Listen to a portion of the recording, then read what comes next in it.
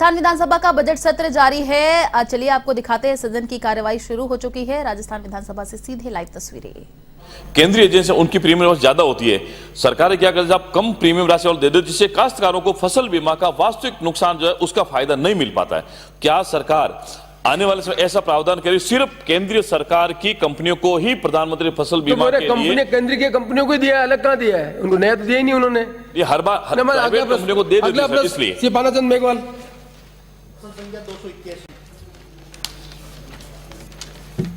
अध्यक्ष महोदय, खंड 1 प्रबंध वृहत सिंचाई परियोजना हेतु 23,600 किसानों को 7,060.22 हेक्टेयर भूमि अवाप्त की गई तथा 260.69 हेक्टेयर भूमि अवाप्त किया जाना शेष है। विवरण परिशिष्ट ए पर संलग्न है। अध्यक्ष महोदय, खंड 2 प्रबंध वृहत सिंचाई परियोजना हेतु 21,716 किसानों को राशि रुपये 1951.55 करोड़ का मुआवजा भुगतान किया गया तथा शेष 1914 किसानों को मुआवजा दिया जाना शेष है। मुआवजा का निर्धारण भूमि अर्जन पुनर्वास एवं पुनर्स्थापन में उचित प्रतिकार और पारदर्शी अधिकार अधिनियम 2013 के प्रावधानों के अंतर्गत धारा 11 की अधिसूचना जारी होने की तिथि को प्रभावी डीएलसी दर से मूल्यांकन कर राज्य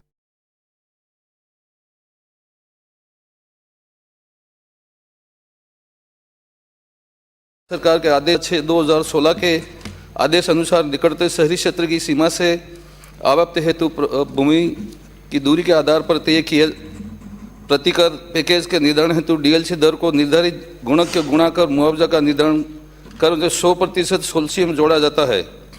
डीएलसी दर पर धारा 11 की अधिसूचना प्रकाशन की तिथि से अवार्ड जारी होने की तिथि तक 12% दर से ब्याज की मुआवजा राशि सम्मिलित किया जाता है। अध्यक्ष महोदय, खंड 3 जी हाँ, मुआवजा राशि का निर्धारण भूमि अवाप्त अधिनियम 2013 के अनुसार निकटवर्ती शहर सीमा की दूरी के आधार पर गुणांक की गणना कर भूमि आपत्ति अधिकारी द्वारा निर्धारण किया जाता है। माननीय अध्यक्ष महोदय, मैं आपके माध्यम से मंत्री महोदय से जानना चाहूँगा, क्योंकि जो प्रबंध वृहत सिंचाई परियोजना है ये कोटा और 12 झालावाड़ की बहुत बड़ी योजना है। इसमें जो भूमि अवाप्त की गई है 7,060.22 हेक्टेयर जो अब अवाप्त की जा रही है। पहले नगर पालिका छपड़ा थी और नगर परिषद 12 थी, अभी वर्तमान में नगर पालिका 8 बन गई है। जो निर्धारण किया जा रहा है 2013 के नियम के तहत, तो जो धारा 11 की कार्रवाई आज की जा रही है, तो ये जो मुआवजा देंगे वो नगर परिषद 12 को मानकर देंगे या छपड़ा को मानकर देंगे या 8 को मानकर देंगे? क्योंकि जवाब प्रश्न पूछे माननीय बेटा, प्लीज प्रश्न पूछे, एक्सप्लेन क्यों कर रहे हैं आप? माननीय अध्यक्ष महोदय, 2021 में अटरू अलग से नगर पालिका घोषित हो गई और इसलिए हम पुराना के रेट के हिसाब से उनको भुगतान नहीं कर सकते हम, क्योंकि राजस्थान सरकार का नियम है 14 जून 2016 का। माननीय अध्यक्ष महोदय, मैं काश्तकार हूं, मेरी जमीन 1 साल पहले गई, उसका तो 8 लाख रुपए का मुआवजा मिल रहा है, और वही जमीन उसी खेत की वही कसा नंबर आज जारी है, उसको 4 लाख रुपए मुआवजा दिया जा रहा है। तो हम एक तरफ तो किसान के हित की बात करते हैं और आज उसको 8 लाख रुपए मुआवजा मिलना चाहिए, उसको 4 लाख रुपए मुआवजा दे रहे हैं। तो माननीय मंत्री महोदय से निवेदन करना चाहूंगा, ये किसान के साथ अन्याय है। माननीय मंत्री जी, मैं जो समझ पाया हूँ प्रश्न ये है, पहले वहां 2 म्यूनिसिपैलिटी थी, एक म्यूनिसिपैलिटी को आधार मान के आपने कंपेंसेशन दिया, एक म्यूनिसिपैलिटी नई बन गई है, इसके कारण डिस्क्रिपेंसी आ रही है। तो क्या आप किसानों को पुरानी नगर पालिका के आधार पर ही पेमेंट करेंगे कि नहीं करेंगे? माननीय अध्यक्ष महोदय, राजस्व ग्रुप 6 का 14 जून 2016 का एक नियम निकला हुआ है और उस नियम को देखते हुए हम जो भी नगर पालिका नजदीक में घोषित हो जाती है, तो जब आप पहली बार जब आपने कंपेंसेशन दिया तब वो नगर पालिका थी क्या जिसको आधार माना? उस वक्त नगर पालिका थी। इसलिए माननीय मंत्री, आप दोबारा विभाग में नियम बने हैं जनता के किसान के भले के लिए। नियम में यदि परिवर्तन करना है तो नियम का रेफरेंस वही होना चाहिए 2016 का। उस दिन जो म्यूनिसिपैलिटी एग्जिस्ट कर रही थी उसी को रेफरेंस बना के किया जाए, इसमें क्या तकलीफ है? माननीय अध्यक्ष महोदय, इसको पुनः मैं दिखवा लूंगा, अगर कर सकते हैं वही तो हम करने की कोशिश करेंगे। अगला प्रश्न अभिनेश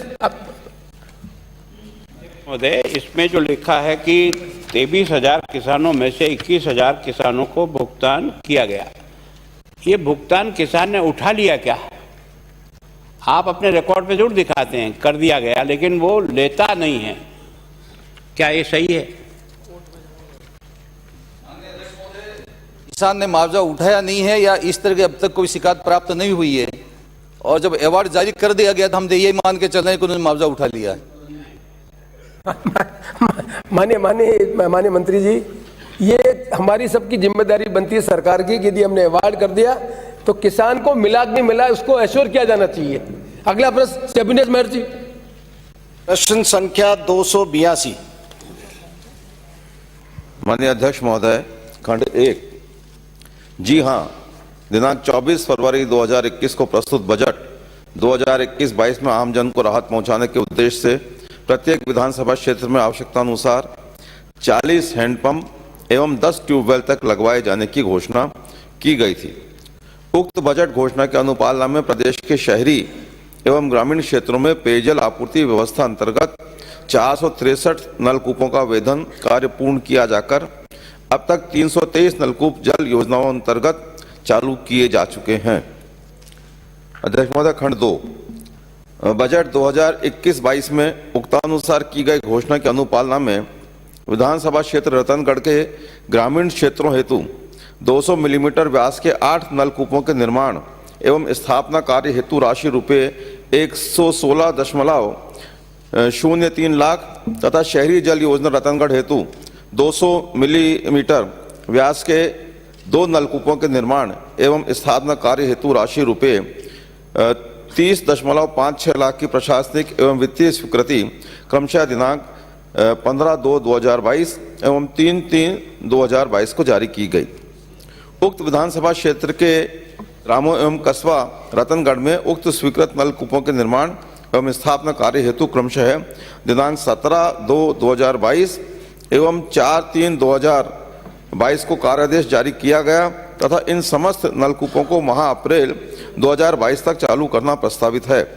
बजट घोषणा 2021-22 के तहत उक्त विधानसभा क्षेत्र के ग्रामीण एवं शहरी क्षेत्र हेतु स्थानवार स्वीकृत नलकूपों का विवरण परिशिष्ट ऐप पर संलग्न है। माननीय अध्यक्ष महोदय, मैं आपके माध्यम से माननीय मंत्री महोदय से ये पूछना चाहता हूं कि कुल 200 विधानसभा क्षेत्रों में 2000 ट्यूबवेल की घोषणा बनाने की घोषणा कुल 323 अब तक बनाए गए हैं, अर्थात 6.19% अभी तक कार्य हुआ है। और 200 विधानसभाओं में मैं प्रश्न पूछ रहा हूं माननीय अध्यक्ष महोदय, और 200 इंटू 40 8,000 हैंडपंप बनाने के बारे में किसी तरह का कोई विवरण नहीं दिया गया है। मैं माननीय मंत्री महोदय ये पूछना चाहता हूं कि ये जो हैंडपंप्स के बारे में जो 8,000 हैंडपंप बनने थे, इनके बारे में जो बजट घोषणा थी उसके बारे में किसी तरह का कोई उत्तर नहीं आया है। तो एक तो ये बताने की कृपा करें। दूसरा मेरा निवेदन है कि बजट घोषणा 24 फरवरी 2021 को की और उत्तर में बताया गया है कि 3/3/22 को वित्तीय स्वीकृति जारी की, अर्थात मेरे प्रश्न पूछने के बाद में यह वित्तीय स्वीकृति जारी हुई है। तो क्या बजट के अंदर पूरे वर्ष भर में पीएचईडी डिपार्टमेंट ने 0% कार्य किया है? ये माननीय मंत्री महोदय से पूछना चाहता हूं। माननीय अध्यक्ष, पहले उन 3 क्या प्रश्न हो गए? 2 प्रश्न बेटे माननीय मंत्री जी, please I will not allow it. तो मैं एक आप बेटे I will not allow it. क्या तरीका करेगा? 5 प्रश्न एक साथ पूछ लो ना आप। ना आई नॉट अलाउड। माननीय मंत्री जी, ये क्या तरीका कर रखा है? बिल्कुल। माननीय अध्यक्ष महोदय, सबसे पहली बात तो यह है कि ये प्रति विधानसभा क्षेत्र जो नलकूप और हैंडपंप खोदने की जो घोषणा की गई थी, उसको ये नहीं माना जाए कि इतने हैंडपंप और नलकूप हर विधानसभा क्षेत्र में खोदे ही खोदे जाएंगे। इस बात को आप देख लें, जो भाषा है उसको आप पढ़ें। आवश्यकता अनुसार इतने नलकूप और इतने हैंडपंप तक खोदे जा सकते हैं।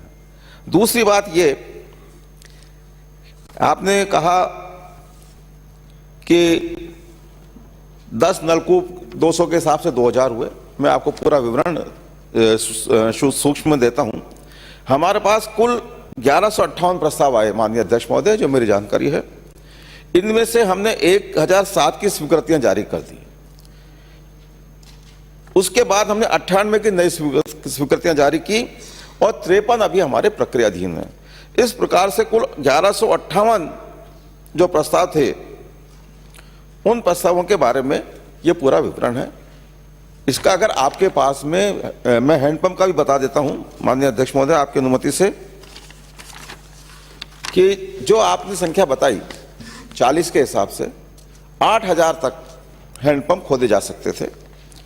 माननीय अध्यक्ष महोदय, हमारे पास 5600 हैंडपंप के प्रस्ताव आए। इनमें से 5631 के प्रस्ताव आए। इनमें से जो हमने अधिकृत किए खोदने के लिए शुरू में वो थे 5600। नवीन प्रस्ताव हमने मुख्य अभियंता कार्यालय में 31 पेंडिंग हैं। इसमें से स्वीकृत हैंडपंप